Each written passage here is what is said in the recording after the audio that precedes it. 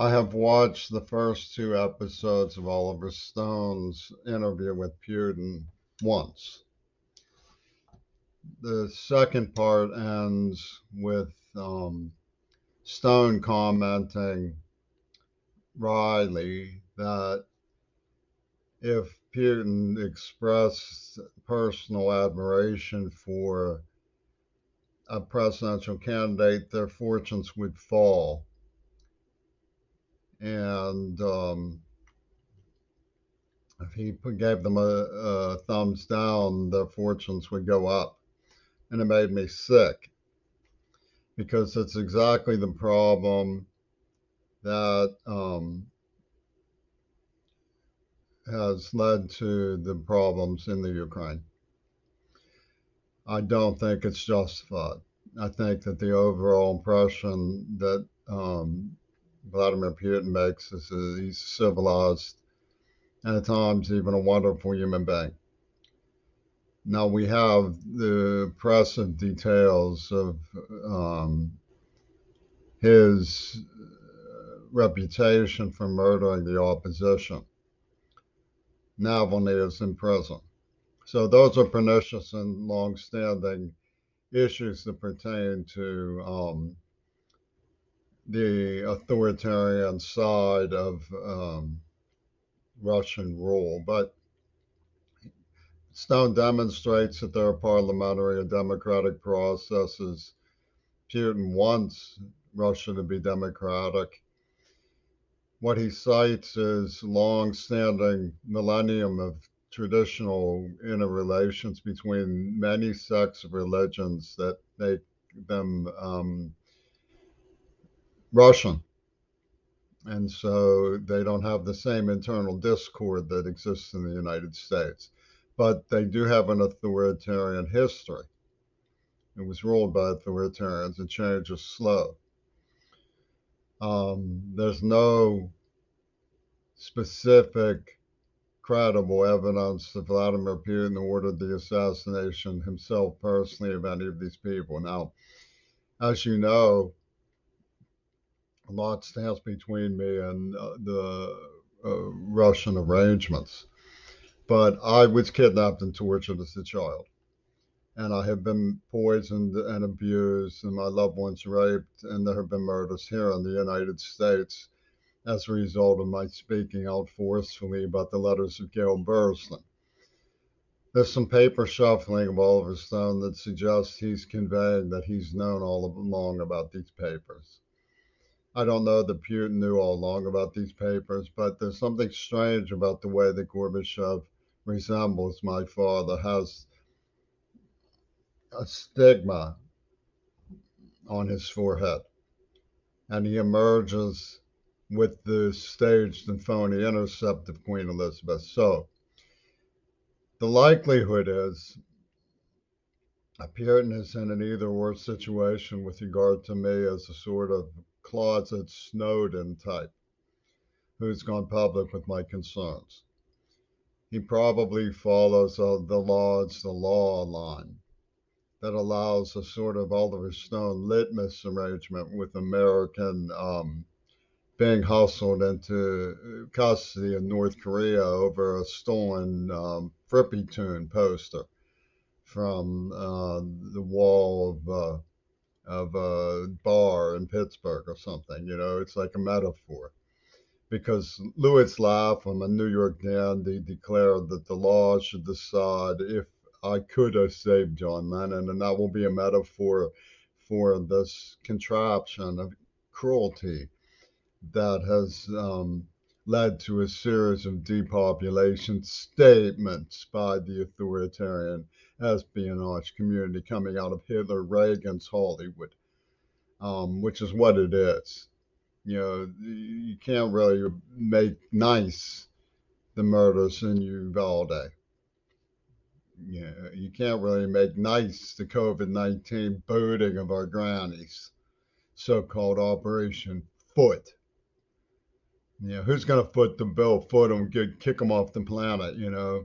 Out now. Not a drill. And all this other rubbish. Now, Putin says they weren't ready to engage in human rights for a variety of reasons. Okay, well, that's nice, Mr. Putin. The human rights issue is globalism, welfare, educational process.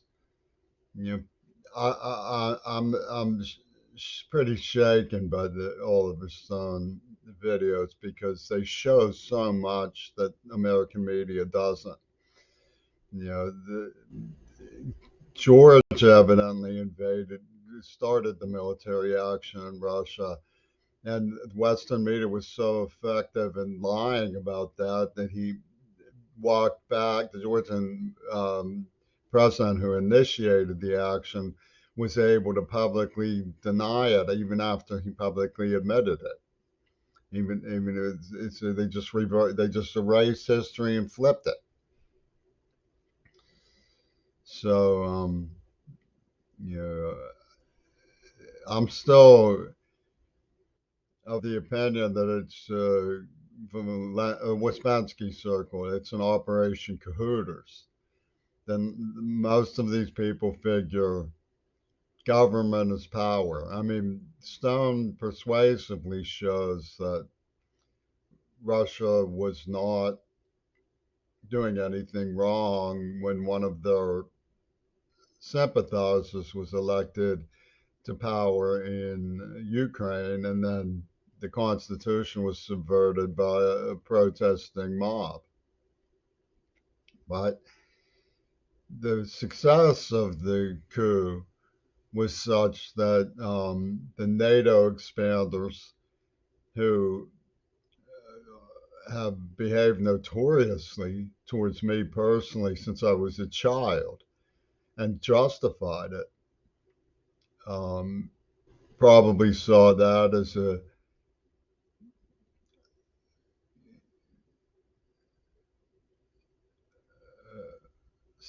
prior arrangement which could be duplicated in Russia for regime change. I mean, all of this stuff is childish. You know, the real issues of state between the United States and Russia should be balancing their concerns so that the world's available resources can be distributed more equitably. I don't know what Putin could possibly mean when he says they don't support human rights. Human rights, he talks about 20, seeing 25, 50 years in the future. Well, human rights may be down the road, but it's the ultimate objective of everybody. It should be. Now, the idea that if the Green Party has a plan to eliminate enough population that we can distribute human rights equitably comes up against the genocide laws of the human race. I think it needs to be investigated pointedly, not with Louis Latham's New York dandy BS. You don't just take a child out and throttle them, implant a nerve agent, and say, here's our boy, we're going to put him on trial as a metaphor for all of this. That's obscene. It's disgusting. It's a disgrace to sovereignty of the government's primary feature, which is to establish a system of justice. What justice is there in letting the person who actually wrote the script walk and taking a hostage for the hell of it? We'll just take a hostage for the hell of it. And then, oh, did I go about discussing it openly, appropriately? Well, what is there to discuss openly, appropriately when you're suffering from seizures that were impacted to cause you psychological pressures that lead to virtual derangement as a form of erasing what happened so that Penis Gabriel can scribble his lies over the situation? Deal with that. That's what you have to say. I mean, you're pugnacious, you're a smart man, Oliver Stone. You seem to have this whole puppet show going with all of these big wigs. What's with this Wyspansky circle? What do you think you're doing?